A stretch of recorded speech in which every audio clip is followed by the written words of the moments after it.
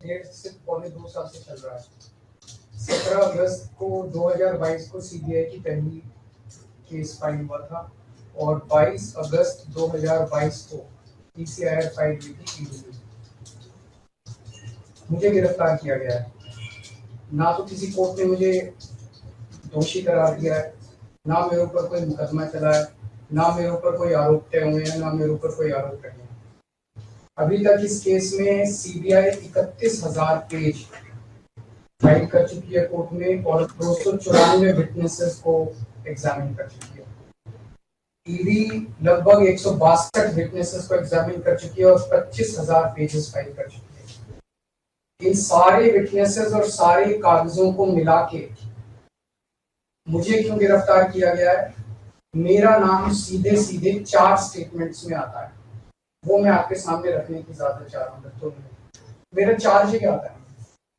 पहला, सी अरविंद मनीष सिसोदिया जी के सेक्रेटरी थे। उन्होंने ये कहा है, स्टेटमेंट दिया है कि एक दिन मेरे घर में मेरी मौजूदगी में मनीष सिसोदिया जी ने उनको कुछ एक्साइज के डॉक्यूमेंट्स हैंड ओवर किए। That's it madam. उन्होंने ये नहीं कहा कि मेरी मौजूदगी में कोई पैसे दिए, कोई ऐसा कोई आरोप नहीं है। मेरी मौजूदगी में सी अरविंद को मनीष सिसोदिया जी ने एक्साइज के कुछ डॉक्यूमेंट्स। मैडम, मेरे घर पे ढेरों एमएलए आते हैं, ढेरों मंत्री आते हैं, ढेरों डिग्निटरीज आते हैं, अपने अपने सेक्रेटरी लेते हैं। वो आपस में खुसर भी करते रहते हैं, आपस में डॉक्यूमेंट्स भी एक्सचेंज। मुझे क्या पता कि कौन किसको क्या दे। Is this a sufficient reason to arrest the sitting chief minister? क्या ये स्टेटमेंट एक सिटिंग चीफ मिनिस्टर को अरेस्ट करने के लिए पर्याप्त है? नंबर 1। नंबर दूसरा स्टेटमेंट, एमएसआर मगुंटा श्रीनिवास रेड्डी, ये मेंबर ऑफ पार्लियामेंट थे जगन रेड्डी की पार्टी से। एमएसआर एक दिन 16 मार्च 2021 को 4:30 बजे मेरे दफ्तर आते हैं। उससे 10 दिन पहले उन्होंने मेरे ऑफिस में चिट्ठी ईमेल भेजी कि मैं एमपी हूँ, मुख्यमंत्री से मेरे ऑफिस वालों ने उसको 10 दिन बाद का टाइम दे दिया। वो मेरे पास मिलने के लिए आते हैं 4:30 बजे। मैं किसी वजह से जल्दी में था, आके वो मुझे कहते हैं कि मुझे दिल्ली में अपना फैमिली चैरिटेबल ट्रस्ट खोलना है, उसके लिए जमीन चाहिए। मैंने उनको कहा कि जमीन हमारे अंडर में नहीं आती, एलजी साहब के अंडर में आती है, आप मुझे चिट्ठी दे दीजिए, मैं एलजी साहब को फॉरवर्ड कर दूंगा एंड दैट्स इट। सो ये हुआ। 16 सितंबर 2022 को उनके घर पे रेड होती है। उनसे पूछा जाता है कि क्या आप केजरीवाल जी से मिले? वो कहते हैं कि हाँ मैं मिला और मैं केजरीवाल जी से अपने फैमिली ट्रस्ट की जमीन मांगने गया था। ये 16 सितंबर 2022 को सेक्शन 17 का स्टेटमेंट है। ED is not happy with this statement.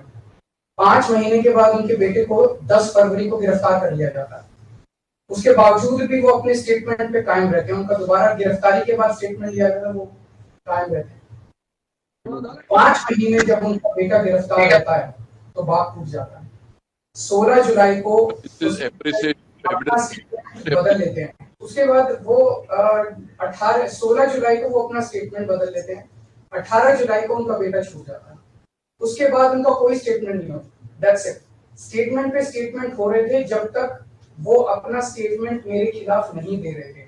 जैसे उन्होंने मेरे खिलाफ स्टेटमेंट दिया, बेटा भी छूट गया, स्टेटमेंट होने भी बंद हो गए और 3 अक्टूबर को उनका माफीनामा भी हो गया। Mission accomplished. इसका मतलब ईडी का मिशन केवल और केवल मुझे फंसाना था। 3 सेक्शन 50 के स्टेटमेंट है ना, तीनों सेक्शन 50 के स्टेटमेंट है, they are equal in the eyes of the law. तीनों बराबर है, तीनों की ग्रेविटी सेम है।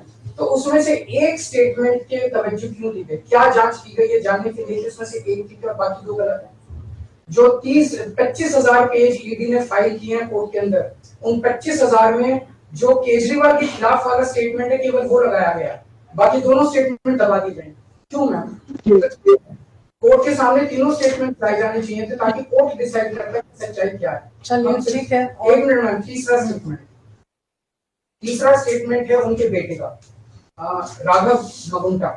राघव मगुंटा से 16 सितंबर को उसके घर पे जब रेड होती है उनसे स्टेटमेंट लेते हैं। He says whatever his father had said। उसके बाद 10 फरवरी को उनको अरेस्ट किया जाता है। उसके बाद उनके 5 स्टेटमेंट्स होते हैं। 5 स्टेटमेंट्स में वो वही बोलते हैं जो पहले बोला। फिर 5 महीने तक वो जेल में रहते हैं। उसके बाद जब 16 जुलाई को उनके पिताजी स्टेटमेंट बदलते हैं तो 18 जुलाई को उनको छोड़ दिया जाता है। तो 7 स्टेटमेंट्स उनके हुए।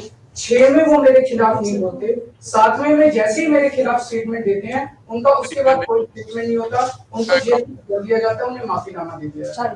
तो जो 6 स्टेटमेंट्स हैं, ये रिकॉर्ड पे नहीं लाए जाते। चौथा है शरद रेड्डी। शरद रेड्डी के केस में 16 सितंबर को उसको अरेस्ट किया गया, 16 सितंबर को उसने रेड हुई, उसने मेरे खिलाफ कुछ नहीं बोला। 9 नवंबर को उसका स्टेटमेंट लिया, उसने कुछ नहीं बोला। 10 नवंबर को उसकी अरेस्ट हुई, उसके बाद उसके 9 स्टेटमेंट्स होते हैं मैम, 9 स्टेटमेंट्स वो मेरे खिलाफ नहीं बोलता। उसके बाद 6 महीने उसको अरेस्ट करने के बाद 25 अप्रैल को वो टूट जाता है, और वो केवल इतना कहता है कि मैं विजय नायर के साथ मिलने सीएम साहब के पास गया था, सीएम साहब जल्दी में थे, सीएम साहब ने कहा कि विजय के टच में रहो, विजय अच्छा लड़का है। मैं केवल ये जानना चाहता हूं कि क्या ये 4 स्टेटमेंट्स एक सिटिंग चीफ मिनिस्टर को अरेस्ट करने के लिए, मैम 2 मिनट दे दीजिए, कि ये पर्याप्त है? नंबर 1। नंबर 2, जो 30,000 पेज फाइल किए गए हैं, ये 30,000 पेज के अलावा 1 लाख पेज ईडी के दफ्तर में जो हमारी बेगुनाही के सबूत है, उनको कोर्ट के सामने नहीं लाया गया। ये दूसरी बात मैं ये कहना चाहता हूँ, ये शराब घोटाले का पैसा आखिर है कहाँ, जो शराब घोटाला कहा जा रहा है। मैम ये आरोप लगाया जा रहा है कि 100 करोड़ रुपए किसी साउथ लॉबी ने शराब की हमने पॉलिसी बनाने के लिए, हाँ जी 100 करोड़ आम आदमी पार्टी, मैम ये जस्टिस